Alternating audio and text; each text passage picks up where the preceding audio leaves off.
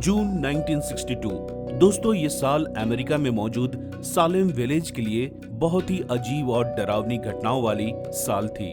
दरअसल इस साल अमेरिका के कुछ जगहों, खासकर सालेम विलेज में भूतिया घटनाओं से लोगों के दिलों में डर का माहौल बना हुआ था।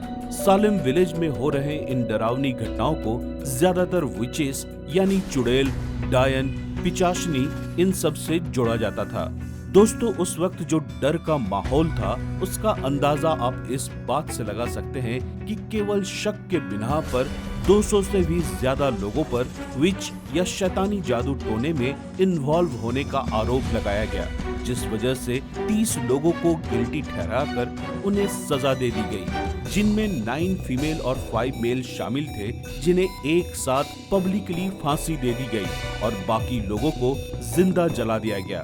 दोस्तों, जरा सोच कर देखिए, लैक ऑफ एजुकेशन और अंधविश्वास के चलते एक डर के माहौल में बिना किसी वेल स्ट्रक्चर्ड लॉ के कैसे ऐसे खतरनाक घटनाओं को अंजाम दिया गया। इस तरह के घिनौने विच ट्रायल्स की घटनाएं सिर्फ सालेम विलेज में ही नहीं बल्कि यूरोप और दुनिया के बाकी देशों में भी यही खूनी सिलसिला चलता रहा। तो चलिए दोस्तों, आज की इस वीडियो में हम समझते हैं इन विच ट्रायल्स और इससे जुड़े इतिहास को। दोस्तों, इतिहास के पन्नों में सबसे पहली विच हंटिंग का जिक्र यूरोप में 1300 से 1330 बीसी में देखने को मिलता है। 1580-90 से लेकर 1630-40 तक विच हंटिंग का मामला चरम सीमा पर था और ये सिलसिला 400 सालों तक यूं ही चलता रहा, जिसमें 1 लाख से भी ज्यादा लोगों पर विचक्राफ्ट में शामिल होने का आरोप लगाया गया और 40,000 से 6 लाख के बीच लोगों को फांसी पर लटका दिया गया। दोस्तों, विचक्राफ्ट का मतलब होता है लोगों द्वारा सुपर नेचुरल पावर्स, जैसे कि लोगों को अपने वश में करना, काला जादू टोना और कुछ खास अनुष्ठान से आत्माओं और शैतानों को बुलाना, उनसे बात करना। स्विट्जरलैंड के वेलाय शहर में साल 1428 से विच हंटिंग की केस की शुरुआत हुई, जो कि लगातार 8 सालों तक चली और इस दौरान तकरीबन 367 लोगों ने अपनी जान गंवा दी। उस समय का एक सबसे फेमस किस्सा था जॉन की डेथ का, जिन्हें आप जॉन ऑफ आर्क के नाम से भी जानते होंगे। जॉन को नेशनल हीरोइन ऑफ फ्रांस भी बोला जाता है। दरअसल John of arc French army की एक लीडर थी। साल 1429 में जॉन की लीडरशिप में ही फ्रांस ओर्लियंस की लड़ाई में इंग्लिशमैन्स को भगाने में कामयाब हुई थी। पर दोस्तों, यूरोप में विच हंटिंग के बढ़ते हुए अंधविश्वास की वजह से इस महान लीडर को अपने जान से हाथ धोना पड़ा। एक महिला होने की वजह से कुछ लोगों को उसकी सेना में इतना ऊंचा ओहदा पसंद नहीं आया और साथ ही कुछ आपसी रंजिशों की वजह से लोगों ने जॉन के खिलाफ चर्च के कान भर दिए और उस पर विचक्राफ्ट में शामिल होने का आरोप लगा दिया गया, जिसके बाद चर्च के द्वारा जॉन पर विचक्राफ्ट का केस ट्रायल चला और जॉन को दोषी करार कर दिया गया। सजा के तौर पर जॉन ऑफ आर्क को पब्लिकली लकड़ी के खंभे पर बांधकर जिंदा जला दिया गया। दोस्तों, यूरोप के इतिहास में हुए ऐसी घटनाओं से पता चलता है कि उस वक्त भूतों और विचेस की सुनी सुनाई बातों से यूरोप के लोगों में डर का कितना माहौल रहा होगा। साल 1486 में 2 German Dominican monks Heinrich Kramer और जैकब स्प्रिंगर, जो कि थियोलॉजी यानी धर्मशास्त्र के प्रोफेसर थे, इनके द्वारा एक किताब लिखी गई, द मैलेस मैलिफिकरम, जिसे द हैमर ऑफ विचेस के नाम से भी जाना जाता है। इस किताब में विचेस को पहचानने के लिए कुछ ट्रीटमेंट्स लिखे गए थे, जो कि एक्सट्रीम लेवल ऑफ टॉर्चर से भरी थी। जब भी किसी महिला पर विच होने का शक होता तो इस बुक में लिखे हुए ट्रीटमेंट उस महिला पर किए जाते, जो कि इतनी पेनफुल होती कि वो खुद से ही अपने आप को विच एक्सेप्ट कर लेती। एक रिपोर्ट के अकॉर्डिंग ज्यादातर विक्टिम्स सिंगल या विडो वुमेन हुआ करती थी। यहाँ तक कि जो लोग आयुर्वेद जैसे हर्बल मेडिसिन में जानकारी रखते या इलाज के लिए इस्तेमाल करते थे, उनको भी विच हंटिंग का टारगेट बना दिया जाता था, क्योंकि उस वक्त लोगों को ये भी किसी जादू टोना से कम नहीं लगता था। दोस्तों, किसी भी पर्सन को एज ए विच आइडेंटिफाई करने के लिए कुछ अजीब तरह के ट्रिक्स का इस्तेमाल किया जाता था।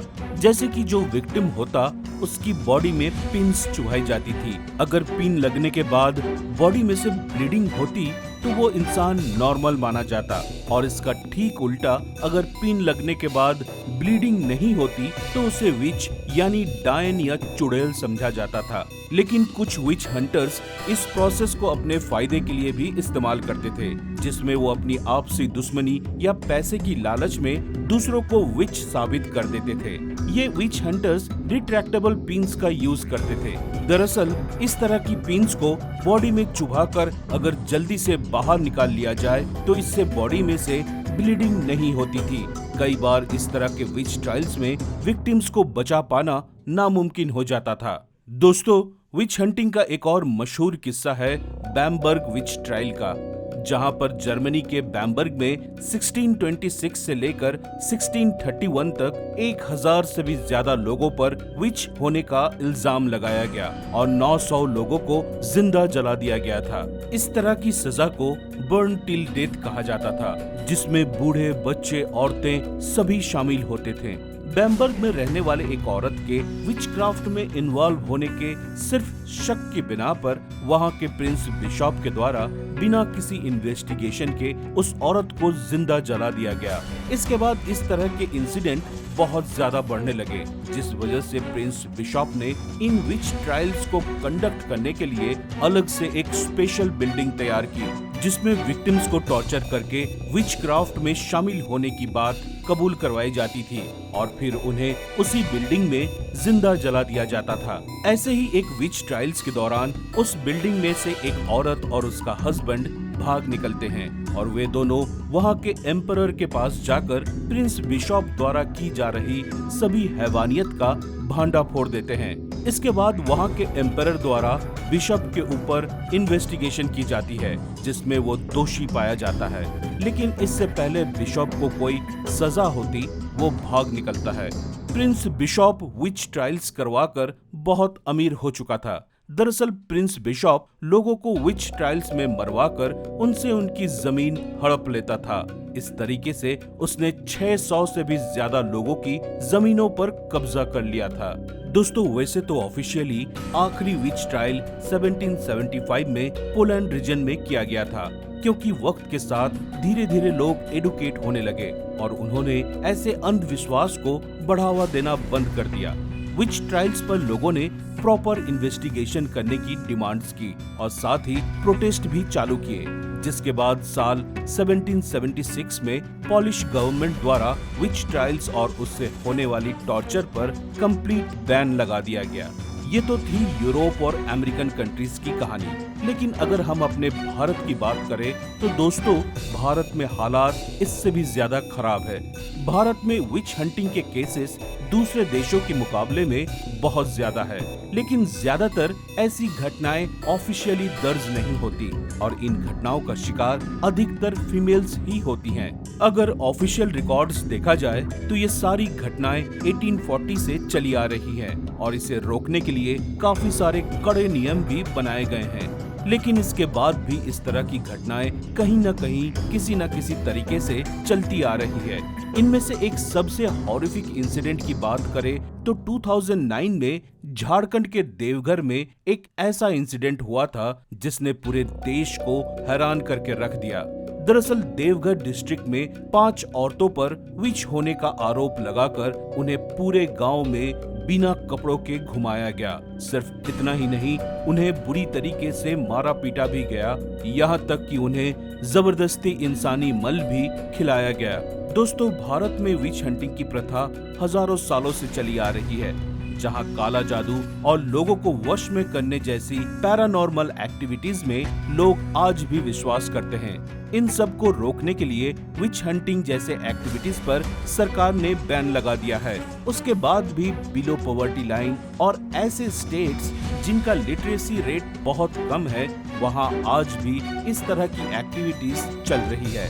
खासकर झारखंड, उड़ीसा और बंगाल के रूरल एरिया में इन सब का प्रचलन बहुत ज्यादा है। इन 3 स्टेट्स में सबसे ज्यादा विच हंटिंग के इंसिडेंट्स देखे गए हैं। नेशनल क्राइम रिकॉर्ड्स ब्यूरो के अकॉर्डिंग अगर साल 2000 से लेकर 2021 तक का रिकॉर्ड देखा जाए तो झारखंड में 600 से भी ज्यादा फीमेल को विच हंटिंग के नाम पर मार दिया गया। भारत में बहुत सारे स्टेट्स ने इस प्रथा के अगेंस्ट बिल पास किए हैं, लेकिन नेशनल लेवल पर विच हंटिंग के अगेंस्ट अभी तक कोई भी बिल पास नहीं की गई है। जबकि बीजेपी एमएलए राघव लखन पाल ने इस प्रथा के खिलाफ आवाज उठाने के लिए 2016 में पार्लियामेंट में विच हंटिंग के अगेंस्ट बिल प्रस्तुत किए थे, लेकिन आज तक वो बिल पास नहीं हुआ। ऐसे ही आसाम की एक महिला बिरुबाला रभा जी ने विच हंटिंग के अगेंस्ट कई मूवमेंट चलाए और आज भी वो लोगों को इंसाफ दिलाने की कोशिश कर रहे हैं। असम के एंटी विच हंटिंग एक्ट के पास होने में बिरुबाला रभा जी का बहुत बड़ा योगदान था। उन्होंने इस एक्ट को पास करवाने के लिए सालों तक मेहनत करती रही। हमारे देश को बिरुबाला रभा जी जैसे लोगों की ही जरूरत है, जो अन्याय और ऐसे अंधविश्वास के खिलाफ आवाज उठाए और सरकार की भी आंखें खोले। उम्मीद करते हैं कि जल्द ही नेशनल लेवल पर भी एंटी विच हंटिंग बिल को पास किया जाएगा, जिससे कि विच हंटिंग से होने वाली क्राइम को रोका जा सके। आपकी इस बारे में क्या राय है, हमें कमेंट करके जरूर बताएं। दोस्तों, फिलहाल आज के लिए बस इतना ही।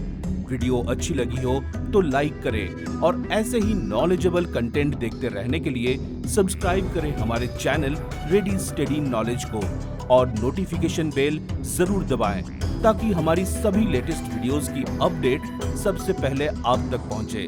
तब तक के लिए अलविदा, जय हिंद।